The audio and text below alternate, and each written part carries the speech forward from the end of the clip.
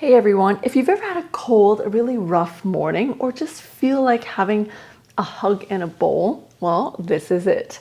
This is congee.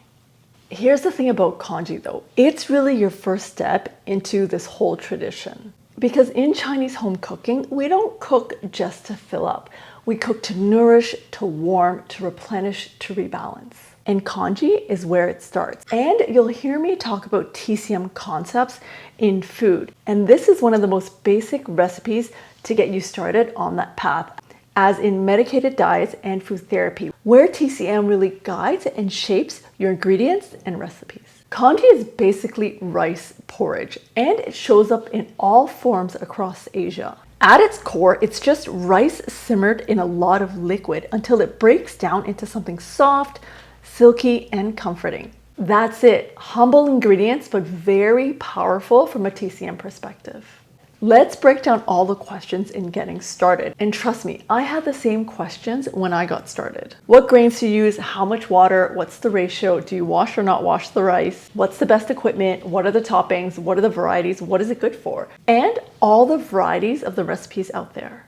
Let's start with the why congee though. In traditional Chinese medicine, congee just isn't comfort food. It's considered one of the most nourishing things that you can eat, especially when the body's run down, deficient, or recovering.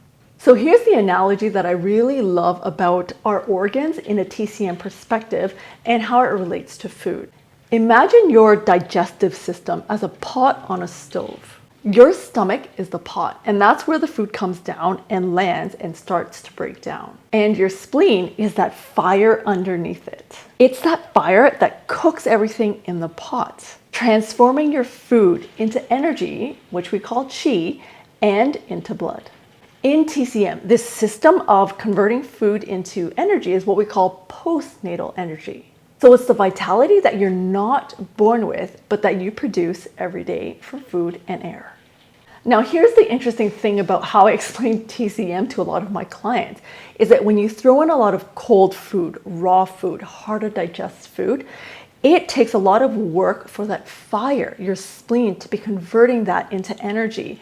And over an extended period of time, that fire starts to burn weaker and lower. And that's when you start to have what's known as spleen qi deficiency, right? So that energy is no longer burning to the same intensity that it used to. It's practically all worn out. This is when you start to feel bloated, tired after meals, foggy, or have no appetite, and lose stools.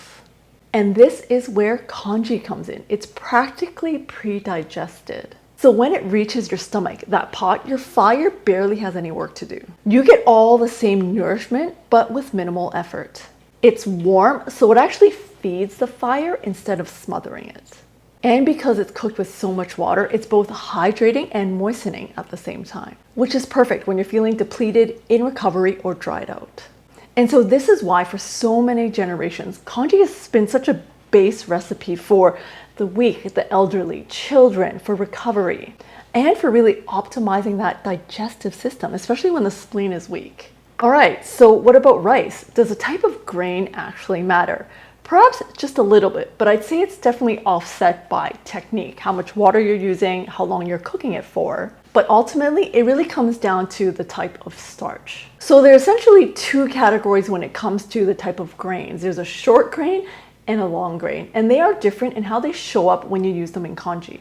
Short grain rice, that's like plump and stubby, and so what comes to mind for me is like Japanese sushi rice, which I actually love making as congee. This type of grain is actually loaded with a kind of sticky starch. It breaks down fast and goes creamy and thick. And so for me, I think of Chiu Chow when I imagine the short-grained rice. The next is long-grained rice, like jasmine, and I think of this as a very classic type of grain that we use for white rice. This type of grain holds its shape a little more and releases its starch more slowly, so the grains stay intact a little more distinctly.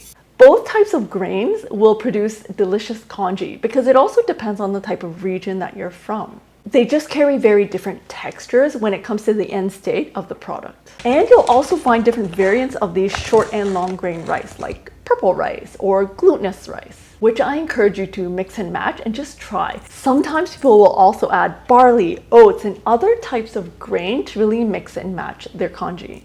I leave it to you to experiment and try. I've tried a lot of different varieties, and I do personally like to mix and match. You can find a whole suite of recipes in both the starter's guide and on the site. Let's talk about the types of congee that I'm familiar with. And I know there's so many different types of congee out there, depending on your family and the region which it's from. On one end, you've got what's known as the Cantonese styled congee. This is ultra smooth, velvety in style, almost like a soup where the rice is actually literally cooked down to where you can't even see the rice anymore. This is something that I grew up with. My grandmother made this all the time, and she would put so many different ingredients like shredded pork or chicken, century egg or salted egg. And the technique of making this is really long cooking. She starts early in the morning and we can have it for lunch. Basically, long cooking and lots of water. And on the other end of the spectrum is what's known as Chiu Chow, which is also from the region of Canton as well. This one's completely opposite in that the grains are actually completely visible and whole and swimming in a very gelatinous pool of rice water. It's looser, cleaner, and typically served plain, but has a host of toppings that you can add to it. This is as basic as it gets in terms of congee, plain white congee with a colorful selection of salty sides. And then there's the Taiwanese style, which I actually really like. So the grains are still visible, but what they like to do is blend. They'll add yam or taro or some type of starch additional to the congee. And everything just kind of melts together. It's really comforting, humble breakfast food. So here are just a few examples of the variants of congee with the different type of grains.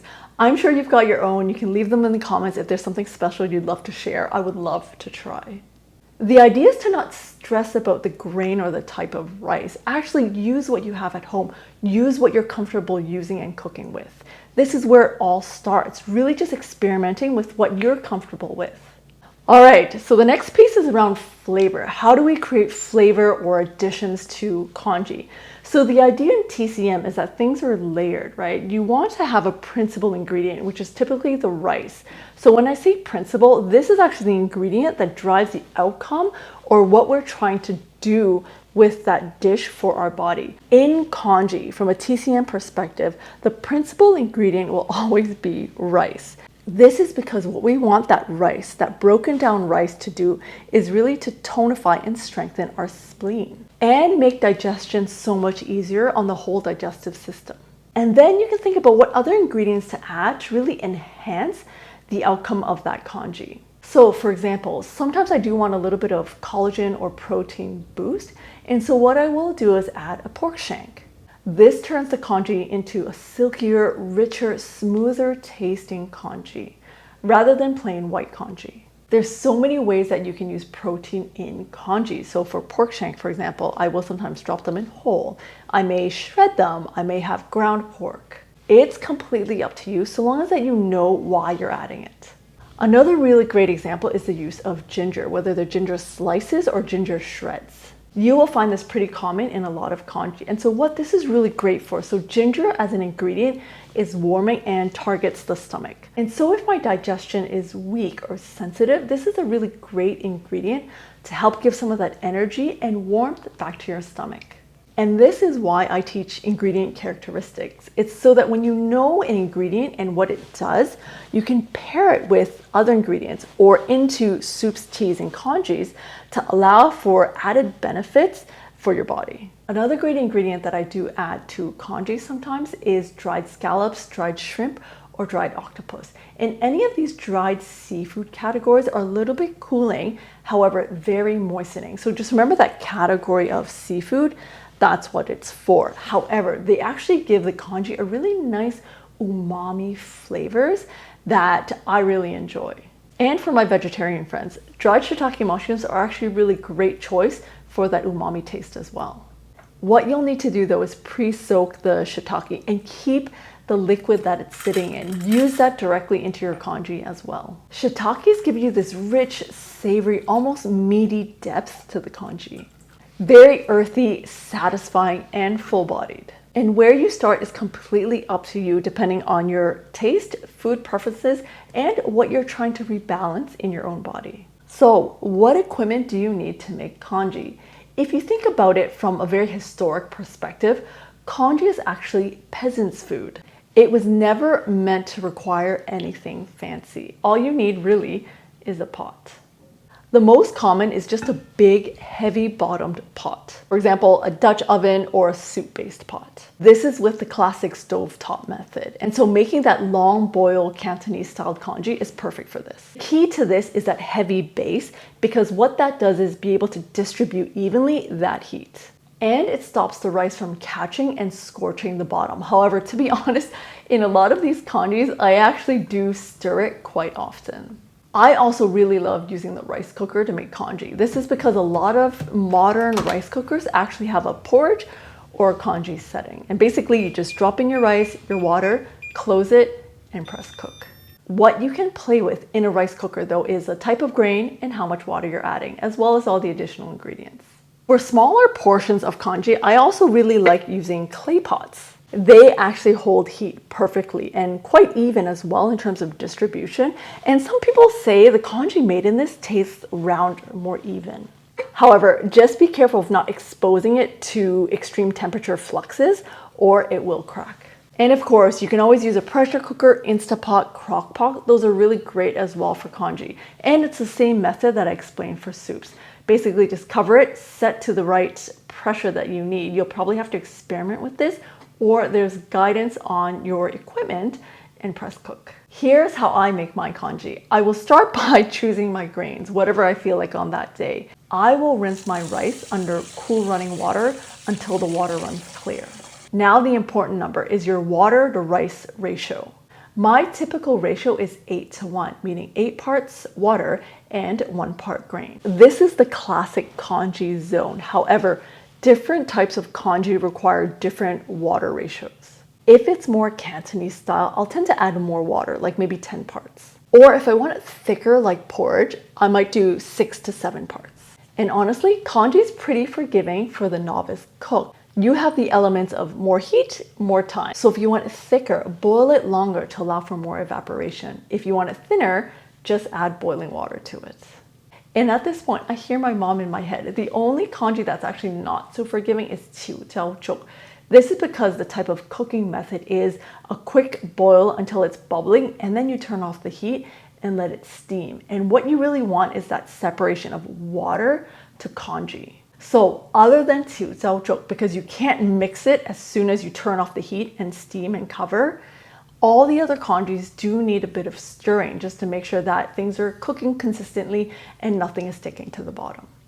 So to cook it, what you want to do is first bring that to a boil, and as soon as it boils, reduce that to a really low simmer. And depending on what type of congee you're making, how broken down you want the starch to be, it can range anywhere from 45 minutes to an hour and a half. Don't forget to keep it covered. This is what's going to help maintain some of that liquid and not have everything evaporate. And when you check on it, like when you stir it, look at the consistency. Is that what you're looking for? If so, then it's ready. And so this is what I really love about congee, especially plain congee. It starts off as a blank canvas. Cantonese style is a little bit different because some of the stuff is already cooked in. However, you can still add toppings.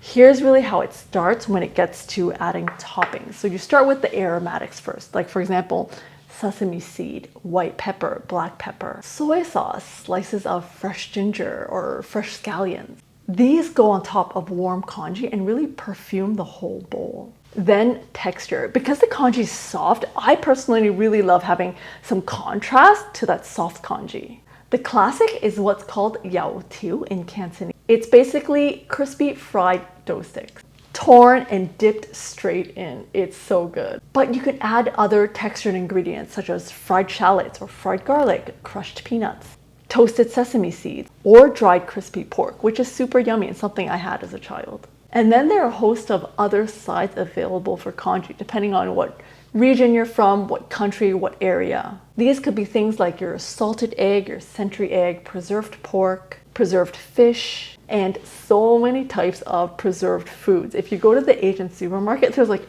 aisles of preserved foods in jars, like cucumbers, olives, or radishes. And then if you like a little bit of parsley or cilantro to finish it off. But don't overdo it. Remember, from a TCM perspective, your principal ingredient, that key dish, is really the congee, not the toppings. The whole idea is to create a dish that's easy on the stomach that will allow the spleen to not work so hard. So keep it simple, keep it warm. Listen to what your body is asking for on that day and build a bowl around it. And finally, how to store it. There are many ways that you can keep congee, especially if you can't finish it. Typically in the fridge, they're best up to 3 to 4 days, and I will reheat them either on the stovetop or the microwave. I will usually keep them in ceramic or glass bowls, but sometimes do use plastic, especially if I know I'm reheating it on the stovetop. I've also done congee in food bags, and these are really great for freezing. Same idea as my soups in that it's fully sealed, immediately frozen, and the defrost is basically into a stove pot on really low heat so that it slowly melts and cooks. Everything that we talked about today, the warmth, the nourishment, that little fire, this is where we bring together TCM concepts in food. So I've got this starter's guide on how to make Chinese soups, where I will explain the nature of the ingredients, what organs they target, how to mix and match, how to pair, the logic of soup design, and some really basic recipes to get you started. Congee is definitely one of my favorite go-to recipes of all time. We have this one body, this gift called a body, and my mission is to help you understand it so that you can take care of it. Happy congee making, and I'll see you next time.